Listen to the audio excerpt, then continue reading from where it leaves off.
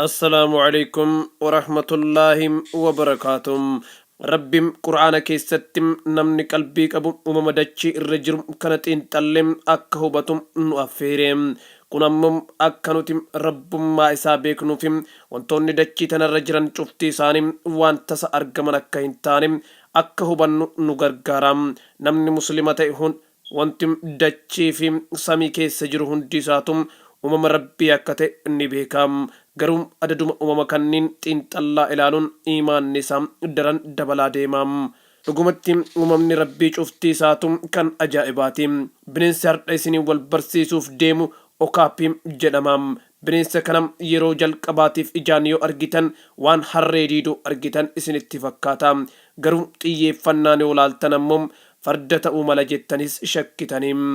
Garuu ammas xiyyeeffattanii yoo ilaaltan harree diidaas fardas akka hin taane hubattanii. Kana booda bineensi kun maal inni laata jettanii of gaafatutti seentu. Dhuguma bineensa kana harree diidoo jettanii tilmaamuun keessan sirriidha. Sababni isaa okaappiin harka isaa fi miila isaa kan duubaa irraa hanga sarbaa isaatti halluun jiru qajeelatti harree diidootiin wal fakkaataadha. Ajaa'ibni halluu barruu kana akkuma halluu harree diidootti garaagarummaa qabaachuu isaati. Okaappiin hundi isaatu halluu barruu kana kan mataa ofii qaba. Yaa uumama rabbii keenna.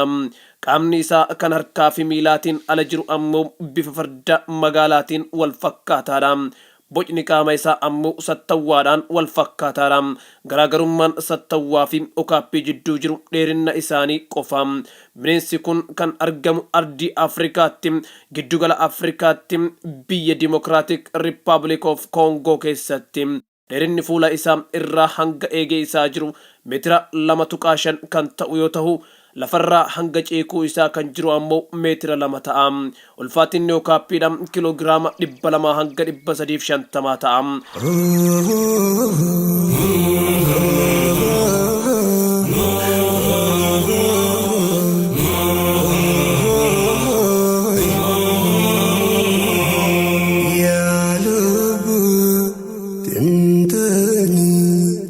Wanti bineensi kun uumama biroo irraa adda ta'een kan biroo immoo warri dhalaadhaa guddina qaamaatiin warra dhiiraa caaluu isaaniiti.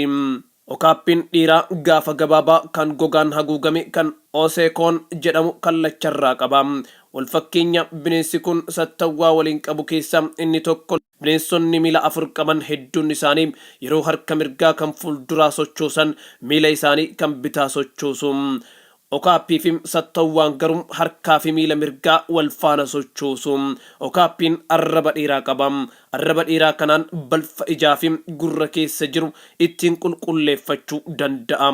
Baala garagaraas gara afaanii galchuuf kan fayyadamus arrabuma isaa kana.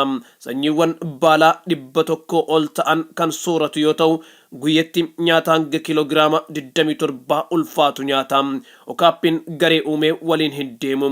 Okaappiin cufti kophaa kan deeman yoo ta'u, carraan okaappiin lama waliin deemuudha haadhaa fi ilmoo jidduutti qofa argama.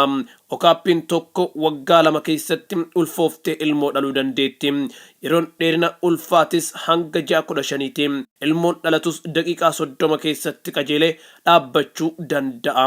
Subhaanallah. Rabbiin guddaan uumama hunda haala ofii fedhuun tolchee uume qulqullaa'e.